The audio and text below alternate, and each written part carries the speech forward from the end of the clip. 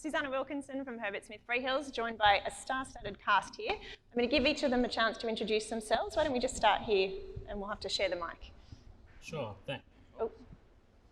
Hello. Hey guys, my name's Josh.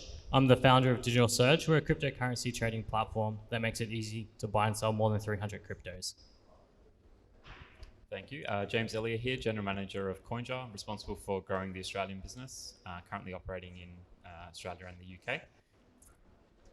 Thanks. Hey, I'm Ryan Parsons. I'm the CEO of Swyftx. In terms of how I got here, my background is more in traditional finance. I worked in investment banking, hedge funds, private equity funds in London for many years. Upon returning to Australia, I worked in tech startups, a really successful startup here in Brisbane. So it's been, when the opportunity came up to work for Swyftx, it was a really good way to combine the two different parts of my career in finance and in tech. So that's been great and really glad I made the leap. In terms of Swyftx, for those of you who don't know us, we're a Brisbane-based crypto exchange. Started in 2018 by two friends, Alex Harper and Angus Golden. Since they launched to the public in 2019, we've grown to well over 500,000 users, 230 staff, and we're just beginning. So really glad to be part of this movement. Grant Colthup, CEO of Mind Digital. At the moment, we're undergoing some transformation process. Still running our OTC desk very actively, and yeah. Happy to be here. Thanks very much. And obviously Ryan stepping in for Alex on the screen there. So there's a couple of themes that I'd like to cover today with this panel. And obviously we've got a topic up there, how to build a DCE one block at a time. There's some obvious themes running through, what we want to talk about. It's not been easy for you guys. There's a lot of uncertainty. I'd like to talk about funding first. And Ryan, maybe if I can go to you. Understand Swyftx is bootstrapped, but what are your thoughts on how have you managed that process? Yeah, sure. It's a great question. Of course, funding is just such a big part of the journey for so many founding teams and early management teams. And yes, Swyftx is very proud to still be bootstrapped. It's 100% owned by its founders and its employees. It was initially seeded from the proceeds of crypto trading and investment from its founders. And once the guys got the platform built, then I guess the business model itself lends itself to being fairly cash generative. I guess the question is what's the quantum of cash that generates? And so across the journey, there was obvious places where, investment opportunities came up. We had the opportunity to take on capital from what would have been fantastic names on the cap table. Hindsight tells us now that was a pretty smart move, but, certainly at the time they were difficult decisions to make. The spectre of a large cash injection, certainly a pretty compelling one when you're trying to fight off competitive forces and just sort of push your product development. Why didn't we take it? I guess, is more about sort of having conviction in, the industry itself and in the value of what we were building. And, rightly or wrongly, there was probably an element too of, wanting to run our own race and sort of not have sort of the influence of third parties. Yeah. So, yeah. Yeah, thank you. Does anyone else have anything to add on? I can share just quickly, I guess, a slightly different story. So Coinjar was early VC backed from the get-go. So we raised roughly, a smaller 7-figure round to commence with. So, but fortunately, like Swyftx, we're mostly self-sufficient now. So we haven't had to raise capital since 2015, early 16. And I think that's something I'm quite proud of the team as well. And just being able to get from a loss leading type of arrangement when you're trying to grow from the get-go. While we have raised some initial VC rounding, the founders maintain most of the control of the business. So we love our products. We put product first and we haven't had to compromise as a result of an investor. Thanks, James. Similarly, we haven't raised capital either. We've managed to get where we are by being bootstrapped.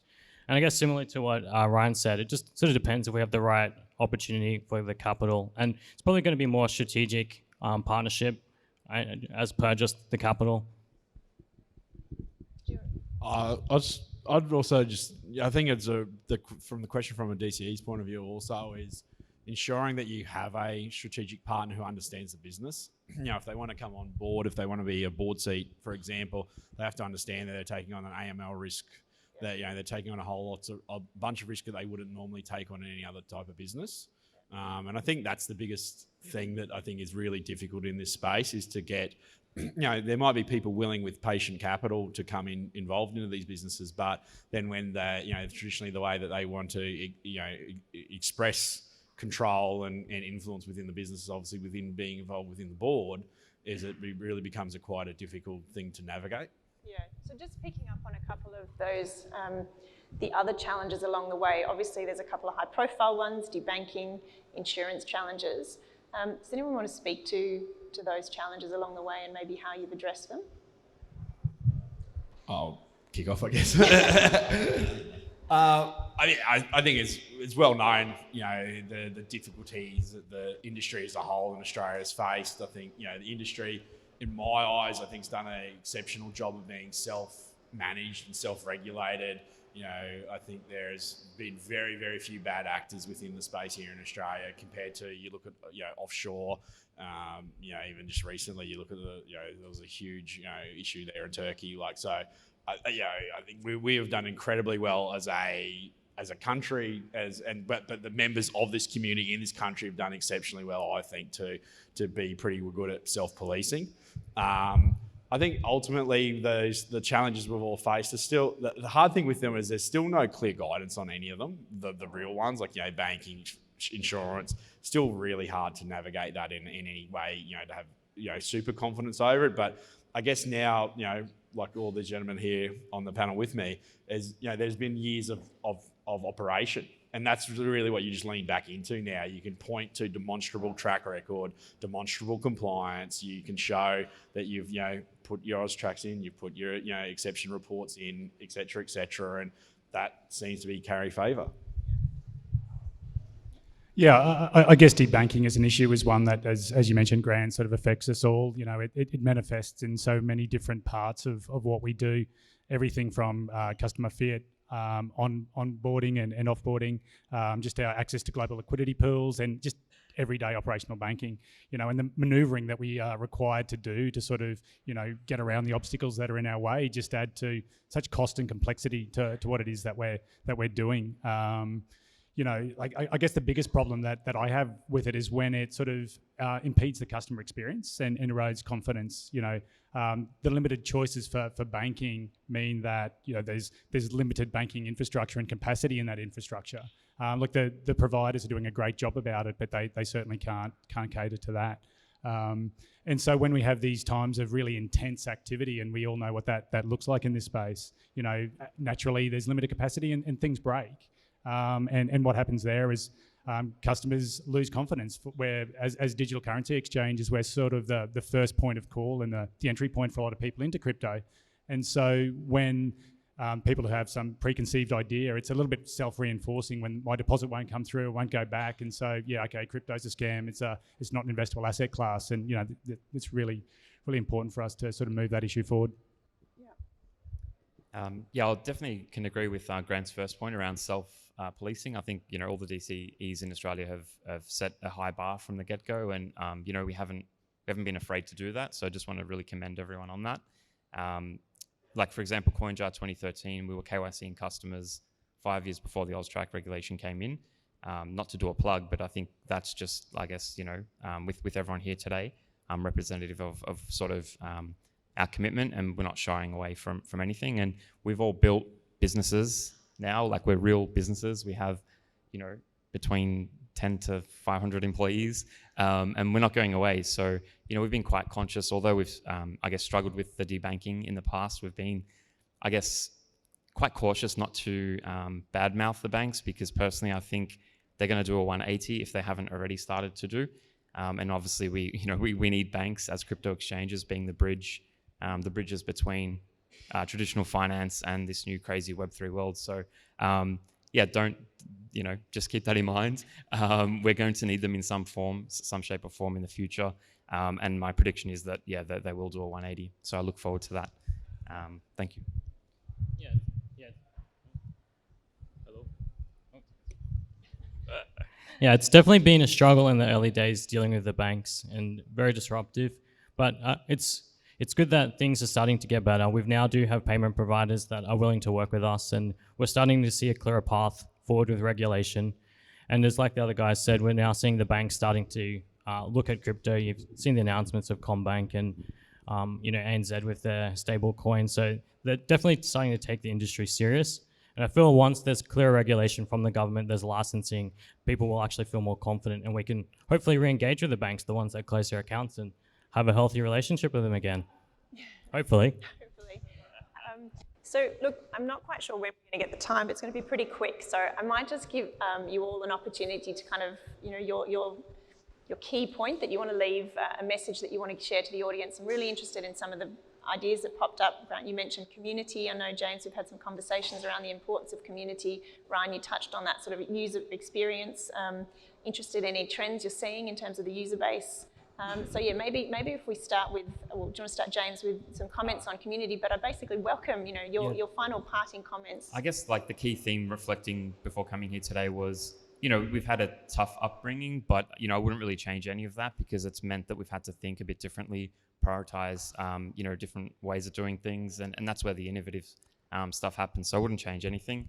I definitely agree that it is getting easier for us to run a DCE, and I really look forward to that. Just quickly on what I think is the important thing I like to think about moving forward is, I guess, the role of DCEs in a Web3 world, and how we can sort of have a shared commitment to educating customers about that fast spinning and innovative, constantly changing realm or world, and our sort of role as DCEs in helping navigate that space for customers. Yeah, I think that's really important, having that sort of educational piece. Ryan, did you want to add anything on there?